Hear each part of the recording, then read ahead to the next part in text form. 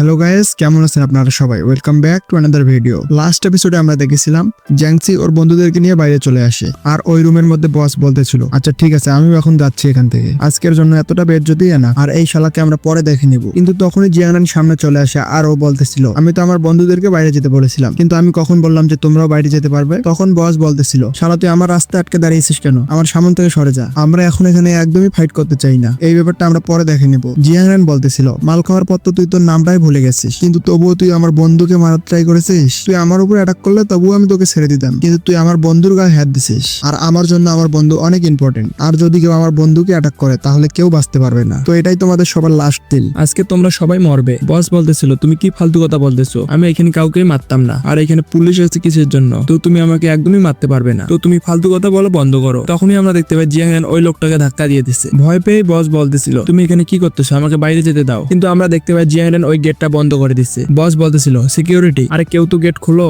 এখানে এই শালা আমাকে ভেতরে বন্ধ করে রেখেছে, আর তোমরা যদি গেট না খোলো তাহলে আমি বাইরে বেরোনোর পর সবাইকে মেরে ফেলবো, আর কেউ আমার হাত থেকে বাঁচতে পারবে না। কিন্তু তখনই আমরা দেখতে পাই বসের একটা লোক জম্বি হয়ে গেছে, আর ও এগিয়ে গিয়ে বসের উপর অনেক ভয়ঙ্কর একটা অ্যাটাক করে। আর তারপর ভেতর থেকে অনেক জোরে জোরে চিল্লানোর আওয়াজ আসতেছিল, প্লিজ কেউ তো গেটটা খোলো, এ আমাকে কামড় দিচ্ছে, তোমরা একবার খালি গেটটা খুলে দাও, আমি তোমাদেরকে অনেক টাকা দিব। কিন্তু জিয়াংরান ওই গেটটাকে আরো ভালোভাবে বন্ধ করে দেয়। ওইখানকার ম্যানেজার বলতেছিল, বস এখানে কি হয়েছে? আপনার কি কোনো হেল্প প্রয়োজন? এই প্রাইভেট রুমের ভেতরে এত লোক চিল্লাচিল্লি করতেছে কেন? জিয়াংরান বলতেছিল, আমার কথা তুমি ভালো করে শোনো, এই ডোরটাকে তুমি কমপ্লিটলি বন্ধ করে দাও, আর অনেক ভালোভাবে বন্ধ করবে যাতে এর ভেতরে কেউ ঢুকতে না পারে, না হলে সবার জীবন অনেক বড় একটা বিপদে পড়ে যাবে। তুমি তাড়াতাড়ি পুলিশ আর হসপিটালে কল করো, আর ওদেরকে বলো এখানে এমন একটা লোক আছে যাদের রেবিস ভাইরাস হয়েছে, আর এই জন্য এই বিপদ এখানে অনেক বেড়ে গেছে। এই কথা শোনার পর ওই লোকটা অবাক হয়ে গেছিল, আর ও বলতেছিল, রেবিস ভাইরাস? সত্যিই কি ভেতরের লোকদের রেবিস ভাইরাস হয়েছে? জিয়াংরান বলতেছিল, আমি তোমাকে এটা করতে বলেছি না, তাহলে তুমি এইটাই করো। ম্যানেজার ভয় পেয়ে বলতেছিল, ঠিক আছে স্যার আমি এটা করতেছি। তারপর আমরা দেখতে পাই ওর রুমকে লক করে দিয়েছে। জিয়াংরান বলতেছিল, জ্যাংসি তোমরা আমার সাথে আসো, আমি তোমাদেরকে একটা সেফ জায়গায় নিয়ে যাচ্ছি। ম্যানেজার বলতেছিল, এক মিনিট দাঁড়াও, এই রুমটার ভেতর থেকে এত ভয়ঙ্কর আওয়াজ আসতেছে কেন? অন্য লোকটা বলতেছিল, স্যার আপনি ঠিক কথাই বলতেছেন, এই রুম থেকে অনেক ভয়ঙ্কর আওয়াজ আসতেছে, আমাদের কি ভেতরে গিয়ে চেক করা উচিত? ম্যানেজার বলতেছিল, কিন্তু ওই লোকটা তো বললো যে এখানে রেবিস ভাইরাসের লোক আছে, তাই তো আমি এই রুমটা বন্ধ করতেছি। অন্য লোকটা বলতেছিল, কি রেবিস ভাইরাস? সত্যিই কি এখানে রেবিস ভাইরাসের লোক আছে? ম্যানেজার বলতেছিল, তুমি কি রেবিস ভাইরাসের ব্যাপারে জানো? আমি তো এই ব্যাপারে কিছুই জানি না। অন্য লোকটা বলতেছিল, রেবিস ভাইরাস একটা ভয়ঙ্কর ভাইরাস, ভেতরে ঢোকার আগে আমরা একবার সিসিটিভি রুমে গিয়ে চেক করে দেখি, তাহলে আমরা দেখতে পাবো ওইখানে কি হয়েছে। কিন্তু তখনই আমরা দেখতে পাই ওরা সিসিটিভি রুমে যাওয়ার পর ভিডিও দেখে অনেক ভয় পেয়ে গেছে। ওইখানে একজন বলতেছিল, এখানে হচ্ছেটা কি? আজকের আগে এরকম ভয়ঙ্কর জিনিস আমি কখনোই দেখিনি, তাড়াতাড়ি পুলিশ আর হসপিটালে ফোন করো, এগুলো অনেক ভয়ঙ্কর জিনিস, আমাদের পক্ষে এই জিনিসটা হ্যান্ডেল করা একদমই সম্ভব নয়। তারপর জিয়াংরান বলতেছিল, জ্যাংসি আর বাকি সবাই তাড়াতাড়ি তোমরা কারে এসে বসো, কারণ এই জায়গাটা এখন একদমই সেফ নয়, যত তাড়াতাড়ি আমরা এই জায়গা থেকে চলে যাব আমাদের জন্য ততই ভালো। তারপর আমরা দেখতে পাই ওরা কারে করে ওখান থেকে চলে যাচ্ছে। জ্যাংসি বলতেছিল, বিগ ব্রাদার আপনাকে অনেক অনেক ধন্যবাদ, আপনি আমাদের অনেক হেল্প করেছেন, কিন্তু আমি তো আপনাকে চিনতে পারলাম না। জিয়াংরান বলতেছিল, আমার নাম হলো জিয়াংরান, আর আমাকে কেউ হায়ার করেছে তোমাকে প্রোটেক্ট করার জন্য, আর এই ব্যাপারটা তোমার একদমই জানার ব্যাপার না যে কে আমাকে বলেছে তোমাকে প্রোটেক্ট করার জন্য, বাস আমাকে শুধু এই অর্ডারটা দেওয়া হয়েছে, আমি এই জন্যই তোমাকে প্রোটেক্ট করতেছি। তখনই লাউসি বলতেছিল, ব্রাদার আমাকে একটা কথা বলো, এই যে রেবিস ভাইরাসের কথা আপনি বললেন এটা কি সত্যি নাকি মিথ্যা? ইন্টারনেটের মধ্যে কিছু লোক বলতেছে এটা মিথ্যা কথা, শুধুমাত্র লোকেদের ভয় পাওয়ানোর জন্য এই কথাগুলো বলা হচ্ছে। জিয়াংরান বলতেছিল, ওই প্রাইভেট রুমের মধ্যে লোকেদের জম্বি হতে তো তুমি দেখেছো, তো ওটা কি একটা ইলিউশন ছিল? ওই মোটা ছেলেটা বলতেছিল, আমাকে একটা কথা বলো, আমরা কি কোনোভাবে রেবিস ভাইরাস ঠিক করতে পারবো নাকি এটার কোনো চিকিৎসা নাই? জিয়াংরান বলতেছিল, এই ডিজাস্টারটা এত তাড়াতাড়ি ঠিক হবে না, কিন্তু টাইমের সাথে সাথে আরো ভয়ঙ্কর হয়ে উঠবে। তুমি এখানে এইটাও বলতে পারো যে এটা এই ওয়ার্ল্ডের এন্ড হতে চলেছে, খুব তাড়াতাড়ি এই দুনিয়া থেকে হিউম্যানিটি খতম হয়ে যাবে, হিউম্যানস অনেক কমে যাবে আর জম্বি অনেক বেড়ে যাবে। তখনই আমরা দেখতে পাই ওরা বাইরে থেকে অনেক ভয়ঙ্কর আওয়াজ শুনতে পায়। এই শব্দ শোনার পর ওদের নজর বাইরের দিকে যায়। বাইরে আমরা দেখতে পাই জম্বি নর্মাল লোকের উপর অ্যাটাক করা শুরু করে দিয়েছে। জিয়াংরান বলতেছিল, এই ভাইরাসকে থামানো অসম্ভব, তোমরা যদি সার্ভাইভ করতে চাও তাহলে তোমরা আমার কথা শুনবে, আমি এই ভাইরাসের ব্যাপারে অনেক কিছু জানি, তো এই জন্য আমাকে বেশি প্রশ্ন করবে না, শুধু আমার সাথে আসো তোমরা। ওইখানে থাকা সবাই বলতেছিল, আচ্ছা ঠিক আছে ব্রাদার, আমরা আপনার সব কথাই শুনবো। তখনই সিস্টেম বলতেছিল, আপনি আপনার বন্ধুকে সেফলি নিয়ে এসেছেন, আর এর রিওয়ার্ড স্বরূপ আপনাকে 20 পয়েন্ট দেওয়া হচ্ছে। জিয়াংরান বলতেছিল, এটা তো অনেক ভালো ব্যাপার, আমি ফাইনালি পয়েন্ট পেয়ে গেলাম, তো এখন আমি স্টোরের মধ্যে চেক করতে পারবো যে আমি কোন কোন নতুন রিওয়ার্ড নিতে পারবো। জিয়াংরান ভাবতেছিল, এখানে এই সাপ্লাই বক্স গুলো এখনো কি করতেছে? আমার মনে হচ্ছে নতুন জিনিসের জন্য আমাকে ম্যানুয়াল ভাবে রিফ্রেশ করতে হবে, তাছাড়াও তো এই সাপ্লাই বক্স গুলো অনেক কাজের। আচ্ছা এইসব এখন বাদ দাও, আমি বাড়ি যাওয়ার পর এগুলো চেক করে দেখবো। কিন্তু এইসব ব্যাপারের মধ্যে অনেক বড় একটা সমস্যা আছে, ওই সমস্যাটা হচ্ছে বিশ্বাসের। আমি কাকে বিশ্বাস করতে পারবো কি পারবো না, আর এটা আমাকে তাড়াতাড়ি সলভ করতে হবে। আগের লাইফে যখন জ্যাংসি আমার এখানে এসেছিল তখন ও আমাকে বলেছিল ওর সব বন্ধুর মধ্যে একজন ওদেরকে ধোকা দিয়েছে, আর তাই ওর সব বন্ধুই মারা গেছে, আর জ্যাংসি অনেক কষ্ট করে ওইখান থেকে জীবিত বেরিয়ে আসতে পেরেছিল, না হলে ও নিশ্চয়ই মরে যেত। আর আমাকে জ্যাংসির বন্ধুদের মধ্যে এটা জানতে হবে যে ওই ধোকাবাজ কে ছিল, কারণ ও যদি আগে ধোকা দিতে পারে তাহলে ও আমার সাথে থাকার পরেও ধোকা দিতে পারে। আর এই জন্য আমাকে অনেক কেয়ারফুল থাকতে হবে, এদের কারণে স্যাংশন আর গ্র্যান্ডপার লাইফও বিপদে পড়তে পারে। অন্যদিকে আমরা সিচুই এর অ্যাপার্টমেন্টের সিন দেখতে পাই। সিচুই বলতেছিল, বস কেন কি হয়েছে, আপনি এখনো আমার জিনিসগুলো নিয়ে আসেন নাই কেন? আপনি তো জানেন বাইরে অনেক বিপদ, আর আমি বাইরে একদমই যেতে পারবো না, আমাদের ঘরে কোনো খাবার নাই, তো প্লিজ আপনি একটু তাড়াতাড়ি আমাদের জন্য খাবার নিয়ে আসেন। বস ক্যাং বলতেছিল, আচ্ছা তোমাকে টেনশন নেওয়া লাগবে না, আমি অনেক তাড়াতাড়ি তোমার ওখানে যাচ্ছি, আমি আমার কাজটা শেষ করে নেই, তারপর আমি তোমার ওখানে চলে যাচ্ছি। তখনই আমরা দেখতে পাই সিসুই এর দরজায় কেউ নক করতেছিল। এটা দেখার পর সিসুই একেবারে ভয় পেয়ে গেছিল। বস ক্যাং বলতেছিল, সিসুই কি হয়েছে, তুমি চিৎকার করতেছো কেন? সিসুই বলতেছিল, আমি জানি না কে এসেছে, কিন্তু আমার দরজা জোরে জোরে নক করতেছে, আমি এখন ফোন কেটে দিচ্ছি আর দেখতেছি কে এসেছে। বাইরে দেখার পর সিসুই বলতেছিল, তুমি এখানে এত জোরে জোরে নক করতেছিলে কেন? তুমি জানো তোমার এইভাবে নক করার কারণে আমি কতটা ভয় পেয়ে গেছিলাম? আমি মনে করেছিলাম বাইরে কোনো জম্বি চলে এসেছে। ভ্যানসুইয়া বলতেছিল, তুমি কি জানো ফার্স্ট ফ্লোর অলরেডি খালি হয়ে গেছে, সকাল সকালে এই ফ্যামিলিটাকে খালি করা হয়েছে। এই কথা শোনার পর সিসুই অবাক হয়ে জিজ্ঞেস করতেছিল, কি ফার্স্ট ফ্লোর খালি করা হয়েছে? কিন্তু কেন খালি করা হয়েছে? ভ্যানসুইয়া বলতেছিল, পুলিশ আর অ্যাম্বুলেন্স আসছিল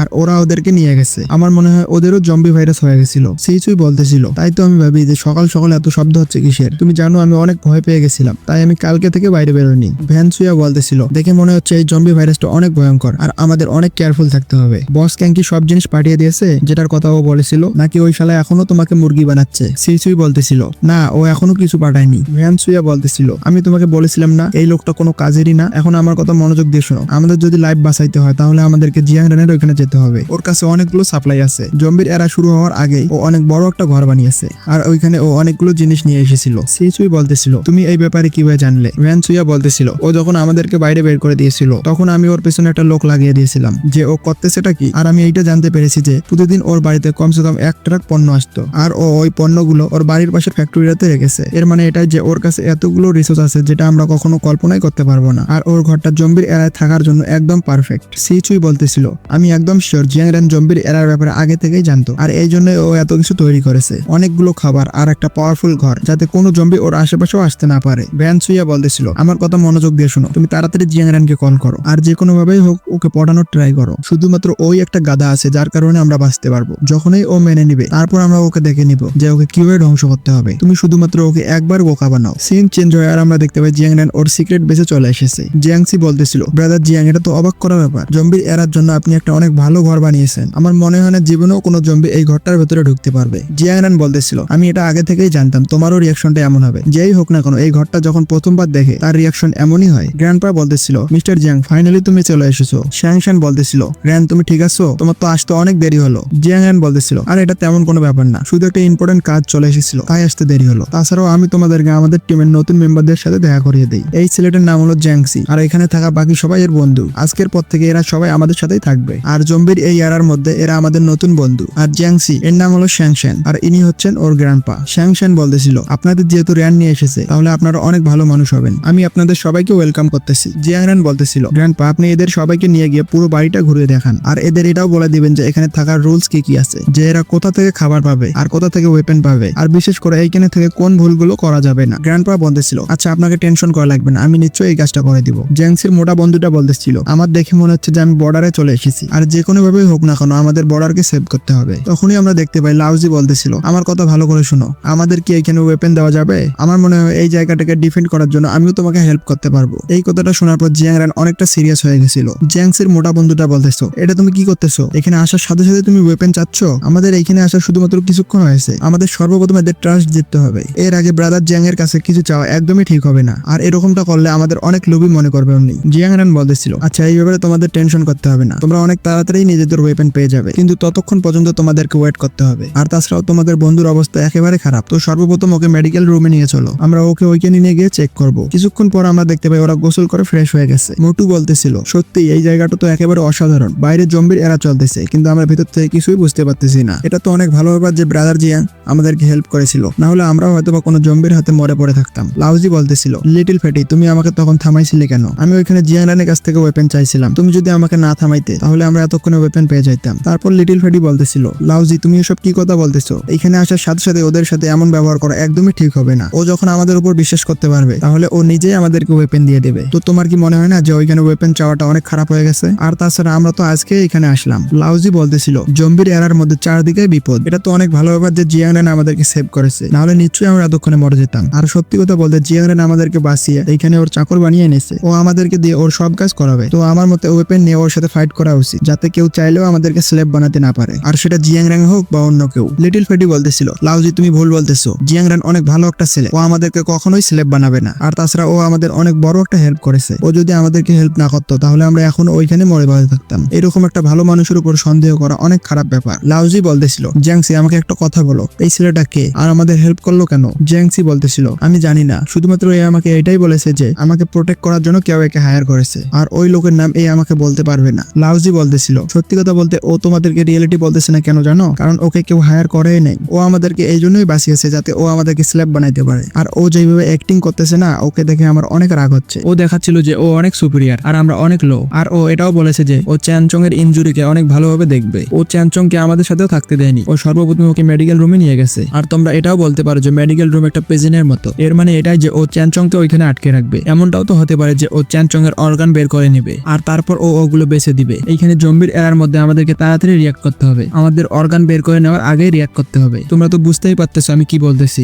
জিয়াংরেনকে এইভাবে বিশ্বাস করা একদমই ঠিক হবে না। লিটল ফ্রেডি বলতেছিল, আমরা যদি জিয়াংরেনের সাথে এমনটা করি তাহলে তো এটা অনেক খারাপ হবে। আর তাছাড়াও তো আমরা এটাও জানি না যে জিয়াংরেন কি ভাবতেছে। এটা তো একদম এমন হয়ে গেল যে ওর উপকারের পরিবর্তে আমরা ওকে ধোকা দিলাম। লাউজি বলতেছিল, দুনিয়া আমাদের সাথে খারাপ কিছু করার আগে আমরাই দুনিয়ার সাথে খারাপ কিছু করে দেই। আর জিয়াংরেন যদি সত্যি কথাও বলে থাকে তাহলেও এই জায়গার কন্ট্রোল আমরা নিজেদের হাতে নিয়ে নেই আর ওকে আমাদের আন্ডারে স্লেভ বানিয়ে নিব। আর এইভাবেই ও জম্বির এরার মধ্যে সার্ভাইভ করতে পারবে। আর তাছাড়াও তো আমরা একটা টিম, আর ওর কাছে আছে শুধুমাত্র একটা বৃদ্ধ লোক আর একটা মেয়ে, তো ওরা আমাদের কি বা করতে পারবে? তাছাড়াও জিয়াংরেনকে হারানোর পর ওই মেয়েটা নিশ্চয়ই আমাদের হয়ে যাবে। আর ওই মেয়েটা তো দেখতেও অনেক সুন্দর, সত্যিই অনেক মজা হবে। এইখানে জম্বির এরার মধ্যে আমরা কোনো মেয়ে পাবো না, তো শ্যান শ্যাং আমাদের অনেক কাজে আসবে। লাউজির এই কথাটা শোনার পর ওরা দুইজনেই অবাক হয়ে গেছিল। ওরা দুইজনেই বলতেছিল, এখানে লাউজি বলতেছেটা কি? এর কি মাথা খারাপ হয়ে গেছে নাকি? কিন্তু তখনই লাউজি হাসতে হাসতে বলতেছিল, তোমাদের কি মনে হয় আমি তোমাদেরকে সত্যি কথা বলতেছি? আরে আমি তো মজা করতেছি, আমি এমনটা কখনোই করবো না। যেই লোক আমাদের হেল্প করেছে তার সাথে এমনটা করা একদমই ঠিক হবে না। জ্যাংসি বলতেছিল, লাউজি সত্যিই তুমি আমাকে অনেক ভয় পাইয়ে দিয়েছিলে, এখনো তো জম্বির এরা শুরুই হয়নি, তাতেই তুমি এইভাবে বলতেছো?